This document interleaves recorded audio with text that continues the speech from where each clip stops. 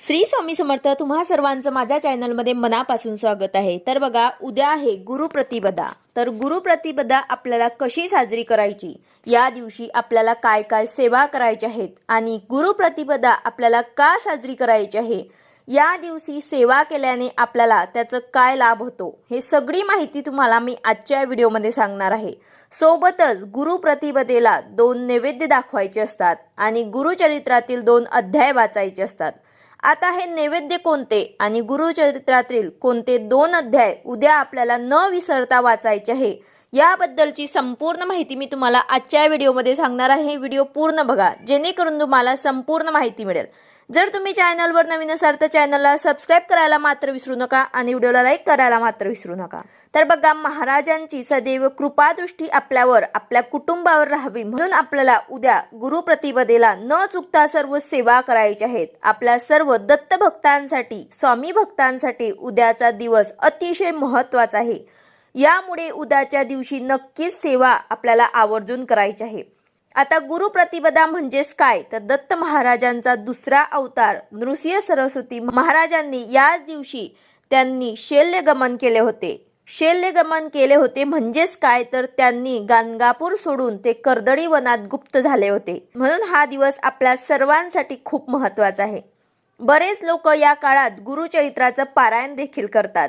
गुरुचरित्र ग्रंथात सर्व काही वर्णन केलेले आहे। गुप्त झाल्यानंतर त्यांनी स्वतःच्या निर्गुण पादुका स्वामींनी श्री क्षेत्र गाणगापूर येथे सेवेकरितांसाठी ठेवल्या होत्या। तर या तिथीला श्री गुरुप्रतिपदा असे संबोधले जाते।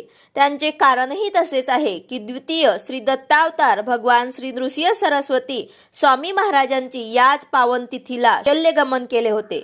श्री गुरुप्रतिपदा हा खूप वैशिष्ट्यपूर्ण उत्सव आहे। याच पुण्य पावन तिथीला अनेक उत्सव असतात। अशा सर्व सुयोगामुळे श्री गुरुप्रतिपदा ही फार विशेष पुण्यतिथी असून सर्वच गुरु संप्रदायामध्ये मोठ्या प्रमाणामध्ये साजरी केली जाते। उद्या भगवान नृसिंह सरस्वती स्वामी महाराजांनी श्री क्षेत्र गाणगापूर येथे आपल्या निर्गुण पादुका स्थापन करून शैल्यगमन केले होते। म्हणून हा उत्सव गाणगापूरला खूप भव्य दिव्य स्वरूपात साजरा केला जातो आणि त्याचप्रमाणे आपणही या दिवशी गुरुप्रतिपदा साजरी करत असतो। आता प्रत्येकाच्या घरात नृसिंह सरस्वती महाराजांचा फोटो असेल असं नाही, पण स्वामी महाराज हे नृसिंह सरस्वती यांचेच नंतरचे अवतार आहे। तर आपल्या घरामध्ये स्वामी महाराजांची मूर्ती किंवा फोटो असेलच, तर न चुकता आपल्याला आपल्या घरामध्ये स्वामींच्या मूर्तीवर ते पुरुष सूक्त, पौमान सूक्त आणि स्त्री सूक्त म्हणत अभिषेक करायचा आहे। त्यानंतर त्यांना चाफ्याची फुलं अतिशय प्रिय आहेत, तर ते अर्पण करायचे आहे। त्याचबरोबर त्यांना हिना अत्तर लावायचं आहे। स्वामी महाराजांना अतिशय प्रिय आहेत हिना अत्तर। यानंतर आपल्याला नैवेद्य दाखवायचा आहे आणि आरती करायची आहे। आता आरती आपण सकाळी 8 ची करू शकतात किंवा 10:30 ची करू शकतात किंवा मग 6 ची आरती सुद्धा आपण संध्याकाळी करू शकतात।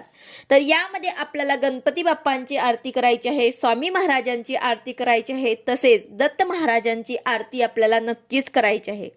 आता याचबरोबर आपल्याला सेवा काय करायची, तर आपल्याला उद्या न चुकता गुरुचरित्रातील 2 अध्याय वाचायचे आहे। आता ते 2 अध्याय म्हणजेच काय, तर 51 आणि 52 हे गुरुचरित्रातील 2 अध्याय आपल्याला न चुकता उद्याला आपल्या घरामध्ये वाचायचे आहे। यामध्ये नृसिंह सरस्वती महाराजांनी तसेच दत्त महाराजांच्या अवतारांची माहिती सांगितली आहे।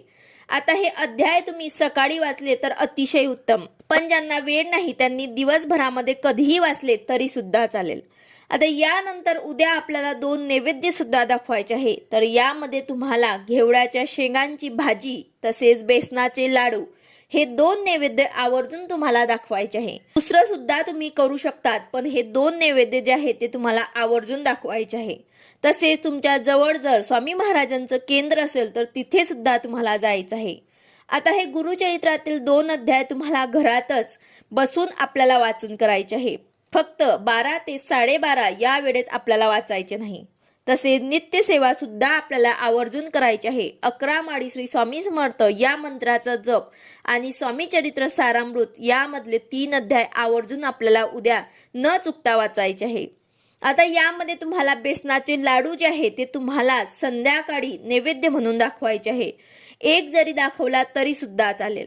तुम्ही सकाळी दाखवला तर तेव्हाचे तेव्हा तुम्हाला ते नैवेद्य आहे तो तुम्हाला खायचा नाही, तो नैवेद्य थोडा वेळ उघडा ठेवायचा आहे आणि यानंतर दुसऱ्या दिवशी उद्या जर तुम्ही संध्याकाळी हा नैवेद्य दाखवला तर परवा तुम्हाला आपल्या घरातल्या सर्वांनी प्रसाद म्हणून हा थोडा थोडा खायचा आहे। तर अशा प्रकारे तुम्हाला बेसनाच्या लाडू जे आहे ते तुम्हाला संध्याकाळी नैवेद्य म्हणून दाखवायचं आहे, त्यानंतर झाकून ठेवायचं आहे।